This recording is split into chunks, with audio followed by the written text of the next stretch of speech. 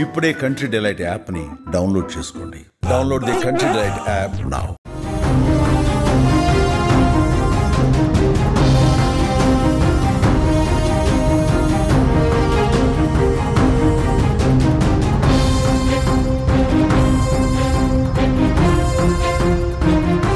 BRS రెండు ముక్కలయ్యే అవకాశం ఉందా? కవిత త్వరలోనే తన పార్టీ పేరును ప్రకటించే వీలుందా? ఇప్పుడు బీఆర్ఎస్లో జరుగుతున్న వరుస సంఘటనలు డెవలప్మెంట్స్ చూస్తుంటే ఇదే వాస్తవమని అర్థమవుతోంది. కవితకి కేసీఆర్ నుంచి పిలుపు వస్తుందని రెండు రోజులుగా ఎదురు చూస్తున్నారు. కవిత అమెరికా నుంచి వచ్చిన తర్వాత లేఖ విషయంపై తనతో కేసీఆర్ మాట్లాడతారనే ఆశగా ఎదురు చూస్తున్నారు కవిత. 2 రోజులుగా కేసీఆర్ ప్రస్తుతం ఫామ్ హౌస్లో ఉన్నారు. కేసీఆర్ ఫామ్ హౌస్కి కవితని పిలుచుకుంటారనే ఒక చర్చ జరుగుతుంది. అయితే ఇంతవరకు కవితకి ఎటువంటి సమాచారం అందలేదు, కేసీఆర్ నుంచి పిలుపు రాలేదు. ఒకవేళ కేసీఆర్ నుంచి పిలుపు రాకపోతే నెక్స్ట్ స్టెప్ ఏం తీసుకుందామనే ఆలోచన కవిత చేస్తున్నట్టుగా తెలుస్తుంది. తన అనుచరులు సహచరులతో కలిసి ఆమె కీలకమైన చర్చలు జరుపుతున్నట్టుగా సమాచారం అవుతోంది. ఒకవేళ కేసీఆర్ నుంచి స్పందన రాకపోయినా, పిలుపు రాకపోయినా, లేఖ గురించి కేసీఆర్ పట్టించుకోకపోయినా, ఎందుకంటే కవిత చాలా స్పష్టంగా చెబుతున్నారు అది కేవలం కేసీఆర్కి తను వ్యక్తిగతంగా పార్టీ కోసం రాసిన లేఖ అని. ఆ లేఖ విడుదల వెనుక రాజకీయ వ్యూహం, కోవట్టులు ఉన్నానని చాలా స్పష్టంగా చెప్తూ వస్తున్నారు కవిత. ఈ నేపథ్యంలో కవిత నుంచి పిలుపు రాకపోతే కేసీఆర్ కవితను కూడా ఇగ్నోర్ చేసినట్టుగానే భావించాల్సి వస్తుందని రాజకీయ విశ్లేషకులు చెప్తున్నారు. అంటే కవిత పార్టీ నుంచి బయటకు వెళ్ళిపోయినా పర్వాలేదు అనే ధోరణిని బయట పెట్టినట్టే అని రాజకీయ వర్గాల్లో చర్చ జరుగుతుంది. ఈ నేపథ్యంలో ఒకవేళ కేసీఆర్ కవితను పిలవకపోతే, ఫామ్ హౌస్కి పిలుపు రాకపోతే కవిత స్ట్రాంగ్ డెసిషన్ తీసుకునే అవకాశం కనిపిస్తుంది. ఆ డెసిషనే కొత్తగా తను సొంతంగా పార్టీని పెట్టే ఛాన్సెస్ ఉన్నాయని తెలుస్తుంది. ఇప్పటికే కవిత తెలంగాణలో పర్యటనలు పూర్తి స్థాయిలో మొదలుపెట్టారు.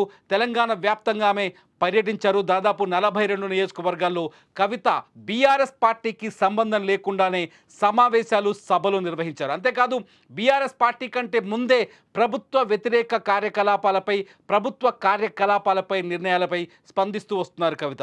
మొత్తంగా కవిత కొత్తగా బీఆర్ఎస్ వద్దు అనుకుంటే, బీఆర్ఎస్ నుంచి వైదొలగాలి అనుకుంటే వేరే పార్టీలో చేరుతుందనే చర్చ ఒకటి కొనసాగుతుంది. కానీ అదంతా కాదని కవిత తను కొత్తగా పార్టీ పెట్టే ఆలోచనలో ఉన్నట్టుగా రాజకీయ విశ్లేషకులు చెబుతున్నారు. అంతేకాదు కవిత సన్నిహితుల నుంచి కూడా ఇటువంటి సమాచారమే అందుతోంది. నిన్న బీఆర్ఎస్ పార్టీకి సంబంధించిన గ్రూపుల్లో కావచ్చు, బీఆర్ఎస్ కార్యకర్తలు కావచ్చు, కవిత పేరుతో, కేటీఆర్ పేరుతో కేటీఆర్ని విమర్శిస్తూ ఒక SMS తిరిగింది. ఆ SMSలో చాలా స్పష్టంగా పార్టీ మీ జాగీరా అనే చర్చ లైన్తో ఆ SMS తిప్పారు. పార్టీలో కవితకి ఎందుకు హక్కు ఉండదు అనేది ఆ SMSలో కేటీఆర్ని ప్రశ్నిస్తూ ఆ SMS తిప్పారు. ఆ SMS ఇప్పుడు మొత్తం బీఆర్ఎస్ శ్రేణుల్లో కొత్త అలజడిని సృష్టిస్తోంది.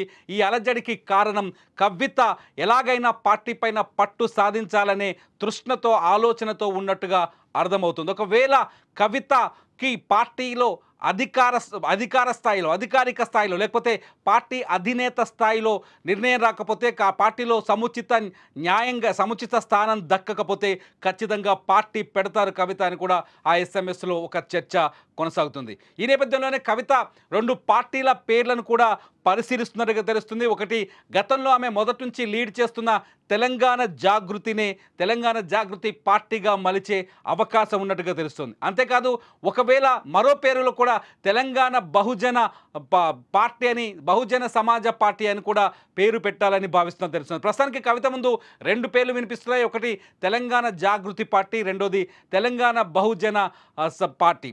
ఈ రెండు పేర్లలో ఏదో ఒక పార్టీ పేరును కవిత ఎంచుకుంటారని, ఈ పార్టీ పేరుతో త్వరలోనే పార్టీని ప్రకటించబోతారని కూడా చర్చ జరుగుతుంది. ఇప్పటికే కవితకి బీఆర్ఎస్ అధినాయకత్వానికి పూడ్చలేనంత అగాధం ఏర్పడిందని, కేసీఆర్ కవితతో మాట్లాడటానికి ఇష్టపడట్లేదని కూడా రాజకీయ వర్గాల నుంచి కావచ్చు, బీఆర్ఎస్లోని కీలక శ్రేణులు కావచ్చు బయటకు సమాచారం ఇస్తున్నాయి. అందుకే కవితని ఫామ్ హౌస్కి కేసీఆర్ పిలవట్లేదని, కవిత ఫామ్ హౌస్కి వెళ్ళడానికి ప్రయత్నం చేసిన కేసీఆర్ అంగీకరించట్లేదని కూడా తెలుస్తుంది. ఇదిలా ఉంటే కవితకు అనుమతి దొరకకపోయినా, ఫామ్ హౌస్కి వెళ్ళడానికి అనుమతి దొరకకపోయినా నిన్న BRS working president KTR farm హౌస్కి వెళ్ళారు. దాదాపు 3 గంటల పాటు కేసీఆర్తో సమావేశమయ్యారు. కేసీఆర్తో కీలకమైన అంశాలని కేటీఆర్ చర్చించినట్టుగా తెలుస్తుంది. ఒకటి, తెలంగాణలో కవిత ఇష్యూ, పార్టీలో కవిత ఇష్యూని ఎలా సాల్వ్ చేయాలి, లేకపోతే కవిత పైన ఎటువంటి నిర్ణయం తీసుకోవాలి, సొంత కూతురు ఇలా తిరగబడితే ఎలా అనే అంశం పైన దాదాపు చాలాసేపు కేటీఆర్ చర్చించుకున్నట్టుగా తెలుస్తుంది. అంతేకాదు జూన్ 5వ తేదీన కేసీఆర్ కాళేశ్వరం కమిషన్ ముందు హాజరు కావాల్సి వస్తుంది. కాళేశ్వరం కమిషన్ ఇప్పటికే కేసీఆర్కి నోటీసులు ఇచ్చింది. కమిషన్ ముందు కాళేశ్వరం నిర్మాణంలో జరిగిన అవకతవకలు కావచ్చు, అవినీతి ఆరోపణలు కావచ్చు, కేసీఆర్ సమాధానం చెప్పాల్సి ఉంది. సో ఈ సమాధానాల కోసం ఆ రోజు జూన్ 5వ తేదీన స్ట్రాటజీ ఏంటి అనే అంశం పైన కూడా నిన్న కేటీఆర్ చర్చించినట్టుగా తెలుస్తుంది. అంతేకాదు అమెరికాలో జరగబోతున్న బీఆర్ఎస్ ఆవిర్భావ సభ, రజతోత్సవ సభకు కేటీఆర్ జూన్ 1వ తేదీన హాజరవుతున్నారు. ఆ రోజు ఎలాంటి స్పీచ్ ఇవ్వాలి అనే అంశం పైన కూడా కేసీఆర్ నుంచి కొంత స్పష్టత తీసుకున్నట్టుగా తెలుస్తుంది. మరోవైపు కవిత అంశం పైన పార్టీలో ఎవరూ మాట్లాడకూడదని, ఎటువంటి కామెంట్స్ చేయకూడదని ఇప్పటికే ఆదేశాలు జారీ చేసినట్టు తెలుస్తుంది. ఆ ఆదేశాలను ఇప్పటికే పార్టీ శ్రేణులకు కేసీఆర్ చాలా స్పష్టంగా చెప్పినట్టుగా అర్థమవుతుంది. ఏదేమైనా కవిత మాత్రం స్ట్రాంగ్ డెసిషన్ తీసుకోబోతున్నారని అర్థమవుతుంది.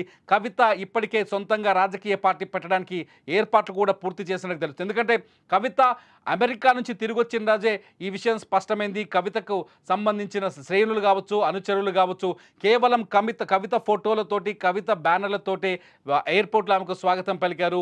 కేవలం సీఎం కవిత అంటూ నినాదాలు చేస్తారు. ఇదంతా చూస్తుంటే కవిత తన కూటమిని రెడీ చేసుకున్నట్టుగా తెలుస్తుంది.